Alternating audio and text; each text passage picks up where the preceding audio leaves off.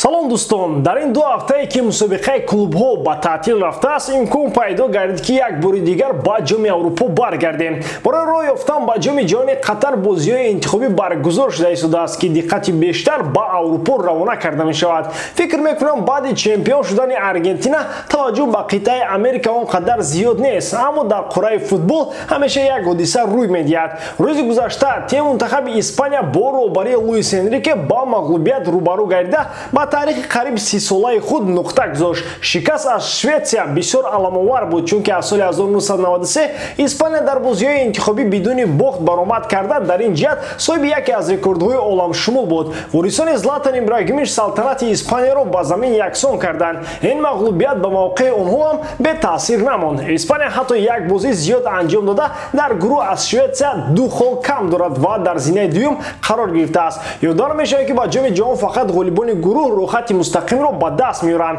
Испания риск карда дар плей-офф тақдири худро додан намехостагист. Бо ин хабари сенсатсия мегузарем ба дигар рӯйдодҳои муҳими футбол. ҳоло ки футболи даставӣ дар танаффус аст, Моропаго дар Аврупо рақобати басу ҳам шавқовар интизор аст. Украина зидди Фаронса дар доираи даври интихобии ҷоми ҷаҳон 2022 рақобат хоҳад кард.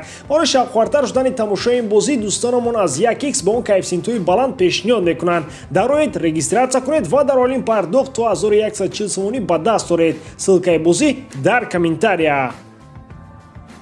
бовар дорам шумо дар ҷараёни зиндагӣ ба ҳолате дучор шудаед ки дӯстдоштаатон бо шумо қаҳрӣ шуда телефонашро намебардорад ва ба смсҳоятон ҷавоб намегардонад. Айнан ҳамин ҳолат дар Севилия аст. Дифогари 22-солаи ин даста Жуэл Кунде нақша дошт ки дар равзанаи трансферӣ ба дигар ҷо равад. Севилия барои дифогари фаронсавӣ 80 миллион мехост, аммо ягон даста чунин миқдор маблағ пардохт накард.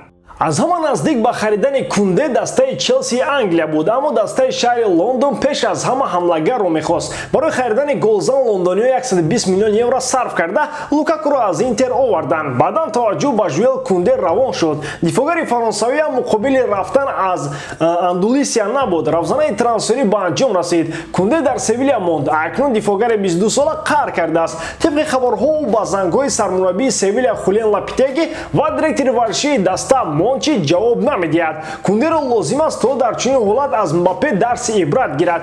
ӯро ҳам ба Реал иҷозат надоданд, аммо Мбаппе ба ин ҳолат бо ханда дар лабон муносибат мекунад. Кунде танҳо 22 сол дорад. Агар дар чунин сатҳи баланд бозӣ карданро идома диҳад, солҳои наздик на танҳо Челси, балки Реал, Барса ва Бавария ҳам талабгори ӯ мешаванд.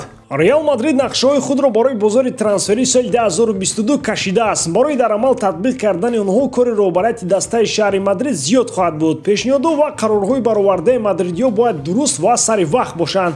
Дар Реал аллакай рӯйхати футболбозони ки тобистони соли 2022 бояд ба Мадрид биёянд тартиб дода шудааст. Се нафари аввалашон инҳоянд: Мбаппе, Пол Погба ва Эрлинг Холланд. Барои овардани ду бозингари фаронсавӣ мадридиҳо ягон пул ҷудо накарданд. Гап сари он меравад ки муҳлати шартномаҳои Мбаппе ва Погба то тобистони соли 2022 ба анҷом мерасанд ва ин футболбозон ба ҳайси агенти озод бозингарони Мадрид мешаванд.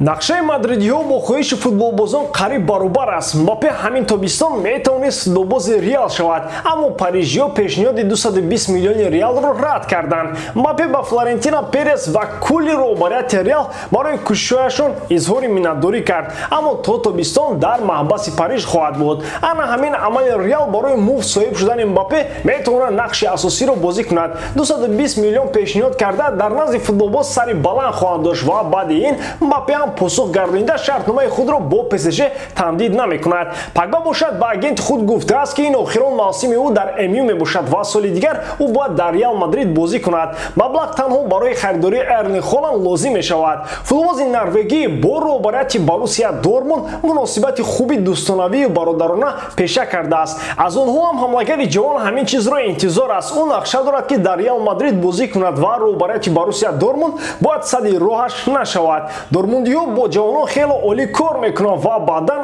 аз фурӯхтани онҳо маблағи ҳангуфт ба даст меоранд. мушкили Холланд агенти ӯ Мино Райола шуда метавонад ки ҳамеша пули хеле зиёдро барои киссаи худ талаб мекунад. Реал имсол аз харидҳои бузург танҳо Камавингаро ба ҳаят ҷалб кард. тобистони соли 2022 дар сафи мадридиҳо метавонад таҳввулоти ҷиддӣ ба миён ояд. Криштиано Роналдо тими мунтахаби Португалияро тарк кард. Не, аз ин ҳайрону нигарон набошед. ӯ карьераи худро дар мунтахаб ба анҷом нарасон. дӯстон, Роналдо нафаре нест ки бигӯяд рекордро задам, дигар чӣ дар кор. Гап сар ин ки бо сабаби барзиёд гирифтани кортҳои зард Криштиану Роналдо дар рақобат бар муқобили мунтахаби Озарбойҷон бозӣ нахоҳад кард. Ин дидор рӯзи 7 сентябр дар доираи бозиҳои интихобии ҷоми ҷаҳон баргузор мешавад. Роналдо бо сабаби муҷозот аз ҳаққи ширкат дар ин дидор маҳрум шуд. Криштиану дар рақобат бар зидди мунтахаби Ирландия баъд аз голаш пироҳани худро ба дар кард ки тибқи қоидаҳои футбол барои ин амал ба футболбозон корти зард нишон дода мешавад. Ёдовар бояд шуд ки бо он голаш Роналдо беҳтарин нишонзан дар таърихи мунтахабҳо гардид.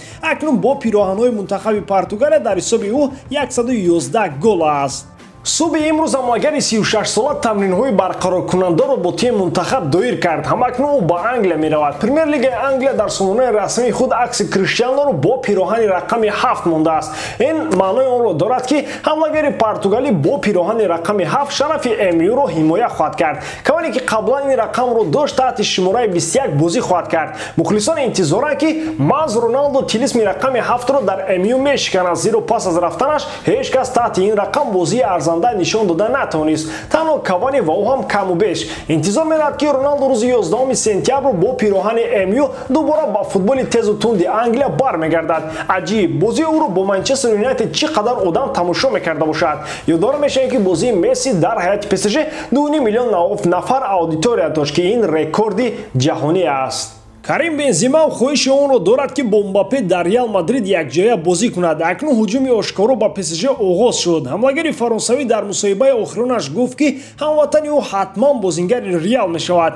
Дер ё зуд Мбаппе дар Реал хоҳад буд. Ман мехоҳам ки ҳамроҳ бо ӯ дар хатти ҳуҷуми мадридиё бозӣ кунам. Ӯ ҳатман ба Реал меояд.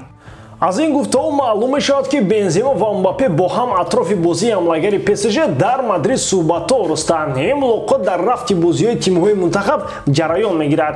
Дар чемпионати Аврупо ин ду якҷо дар хатти ҳуҷуми мунтахаби Фаронса бозӣ карданд, аммо натиҷаҳояшон қобили қабул набуданд. Аввалтар аз ҳама Мбаппе мавриди танқид қарор мегирифт, чунки ӯ фурсатҳои беҳтарини голзаниро истифода накард ва бе гол аз Евро рафт. Вале интизор меравад ки дар Реал Мадрид барои бозии Мбаппе дар ҳамбастагӣ бо Бензема шароити беҳтарин фароҳам оварда мешавад. Ҳамчунин Мбаппе метавонад вориси ояндаи Карим Бензема шавад. ба ҳамин тавон дӯстон, боварӣ дорам ки эҷодкории ман ба шумо писанд меояд. Лайк, комментария ва дар канал обуна шуданро аз ёд набароред. Бо шумо буд мисли ҳар вақта Муҳаммад Гаиров. Хай дар паноҳи Аллоҳ.